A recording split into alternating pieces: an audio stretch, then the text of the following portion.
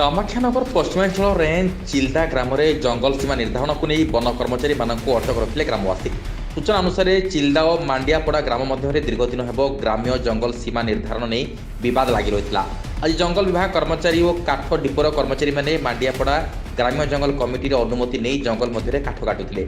से समय चिल्दा ग्राम जंगल कमिटी सदस्य और ग्रामवासी मैंने पहुंची से बिना अनुमति जंगल कटा होता अभियोग करते। पर से फरेस्टर जंगल कर्मचारी और गछ कटार व्यवहृत होता सामग्री को जबत करते। चिल्दा ग्रामवासी अनुजाई जंगल को सेमाने जगी आसुले किंतु दीर्घ दिन हेब सीमा निर्धारण नहीं विवाद लगी रही प्रशासन तरफ यार कौन समाधान कर जेपर्यंत घटनार उचित समाधान न होईछि सेमाने जंगल विभाग कर्मचारी को अटक रखिबे बोली कहछन्ती। अन्य पक्षरे ओडिशा काठ डिपो कॉर्पोरेशन उपखंड मुख्य कहछन्ती जे सीमा विवाद संपर्क में से अवगत नथिले और जेपर्यंत उभय ग्राम मध्य जंगल सीमा विवादर समाधान होई नहीं से पर्यंत जंगल मध्यरु कौनसी भी काठ कटाजिब नाही।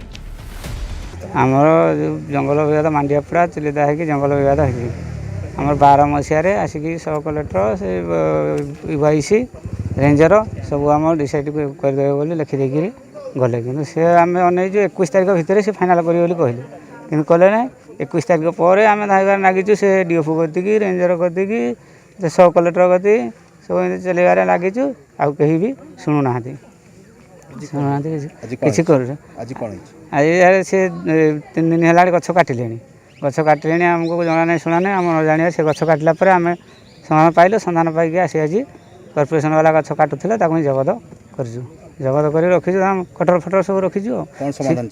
आमर सीमा विवाद से मांडियापड़ा चिल्दा सीमा विवाद हो गले आज्ञा आमर दीर्घ दिन है आमर VSS जंगल बाबद मांडियापड़ा और चिल्दा जंगल बाबद सीमा विवाद चलता 2012 मसीहा टू एपर्यंत आम सरकारी ऑफिसर मानू मान प्रशासन को बारंबार जनवा सत्वे ranger DFO sub collector collector एमती की माने forest guard forester section officer forester को जनइला सत्वे भी आमर समाधान हो पार नाला।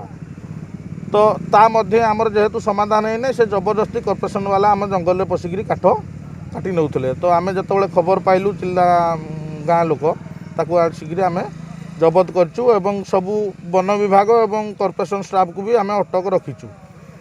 एते 8 वर्ष अतिक्रम पर भी जिते आमर समाधान होना से जबरदस्ती आमर समाधान न करिक आम जंगल काठ काटी नौ से अटक रखीचु। आमर समाधान हो गले आम आज्ञा छाड़ीदेव।